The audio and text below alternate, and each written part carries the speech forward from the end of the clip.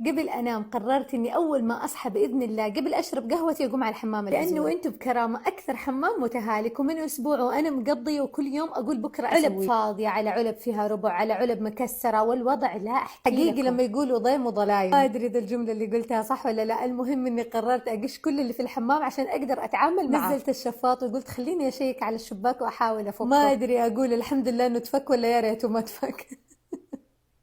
بنات منظر عجيب، اتوقع من اول ما سكننا ما غسلناه يعني شبابيك مرة. البيت بتتغسل اسبوعيا الا شبابيك الحمام. اول شيء استلمت الشفاط وقلت له تعالى يا حبيبي تعالى خرجت الين تغير نومه وعلى طول بدات على الشباك. بنات كميه الغبره اللي خرجت انا يمكن في حياتي ما شفتها. وبعد مرور مده من الزمن بدات بالجدران وانا اطالع في منظر البانيو. كانت هنالك ملاحظه ان المويه في البانيو ما بتمشي زي الناس على مهلها، قلت اتركها شويه يمكن بسبه التراب اللي صارت، ولكن الصدمه انه حتى المغسله نفس المشكله، مويه المغسله ما بتنزل بسرعه على مهلها. وانا في عز شغلي أدركت إنه وقت خروج الأطفال من المدرسة، تركت كل شيء بيدي ورحت أخذتهم وقالوا لي ماما نبغى مكدونالدز. قلت لهم أبشروا هنا ست البنات تحكيني صار معاها في المدرسة وعمر ومجودي يتضاربوا كالعادة. أخذت لهم الآيس كريم، وصراحة أنا ما كنت أبغى آيس كريم بس من باب الطفاسة أخذت لي أنا كمان. الواحد ناقص وزن يعني. عديت على البقالة وأخذت منهم مسلك البلاليع الفنان هذا وأنتم بكرامة حقيقي أنقذني أكثر من مرة. صليت وخرجت البامية لأنها كانت خطة الغداء. حطيت من المنظف جوا البانيو وجوا المغسلة وحطيت بعدهم موية حارة، ولا تنسوا تسموا وتكبروا من قبل لا تدخلوا. والحمد لله في دقائق رجعت سلك الوضع وكانت الامور تحت السيطره. امزح مو تحت السيطره، تخيلوا هذا كله من تحت البانيو يا رب. اللي تحت البانيو بنات ترى لان المنطقه مره صغيره فصعب اننا نقعد ننظفها كل شويه. ابغى اقول لكم على المنتج الثاني انه هذا الشيء مره فنان، شوفوا الترويبه قبل وبعد، حقيقي كان لونها بني غامق بس ما شاء الله تبارك الرحمن مره فتحت فنان. لما شفت قوه المنتج قلت بس لن ينجو مني اي سواد في الحمام، كلهم حسوي لهم ابر نظاره.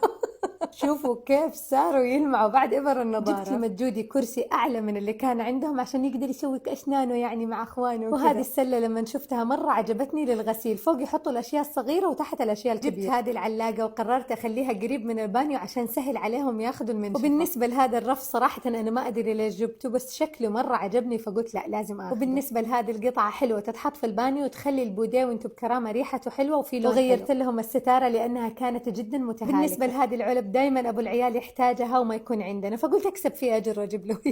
بالنسبة للمنظم حقهم مرة قديم وصدى من تحت لأنه كان قريب من البانيو ودايما في مويه. كل واحد من أولادي له شامبو غير عن الثاني، أنا ما أدري ليه بس حقيقي كل واحد له نوع يحبه. وزبت هذه العلب لمزودي عشان نحط له فيها الشامبو والسوارزين، حبيتها شكلها كتكوت وشفافة بسهولة أشوف إذا خلص من عنده الشامبو ولا لا. وهنا كانت اللحظات الحلوة إنه قربت أخلص وقربت أنجز وقاعدة أصفصف كل شيء في مكانه. نظفنا الحمام وخلصنا منه وهنا حطينا الكبسولة ما أدري إيش اسمها في اللي البودية. كنت مستغربة منه إنه مرة طولت في الحمام وأنتم بكرامة ما ساوت، يعني أخذ وقت أكثر من المتوقع بكثير. هنا الأولاد لما جو شافوا الحمام وأنتم بكرامة صاروا يتضاربوا مين يتروش أول، اللي أول كنت أتضارب معاهم مين يدخل الحمام أول.